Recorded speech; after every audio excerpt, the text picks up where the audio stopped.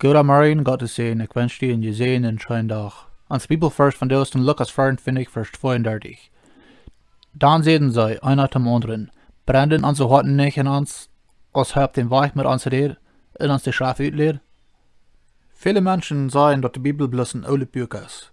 Aber doch, so alt als het al is, is die Wahrheit erin van Deus wichtiger als jemals vorher. Die Bibel hat al te Millionen Menschen geredet in ihre Lebens verändert. Wir sehen, dass die Tiden Romans immer schwanger werden und dass Jesus in vor das Wahre kommt, immer nur kommt. Römer 13, Vers 11 sagt, dann deutet, wils wir sehen an die Tid, dass die Stunde hier ist, wo das für jeden Tid ist, über Schlaf abzuweichen, wils unsere Rettung ist nur nur als dann, als sie zum Glauben kommen. So soll ich sagen, die Bibel ist von der und Tag ganz aktuell. Alle Dinge, die reden von der nach zu uns. Die Fragen, die wir von uns Leben haben, die sind für alle Antworten in der Bibel zu haben.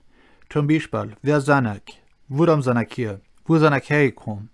Wo soll ich leben? Und wo ich das haben, wenn wir sterben dann? Bloß die Bibel hat die wahre Antworten für all die Fragen, die wir haben. Und die Ursache dafür ist, wenn das Gott sein wird, von arm nur uns gegeben, um uns leiden und führen.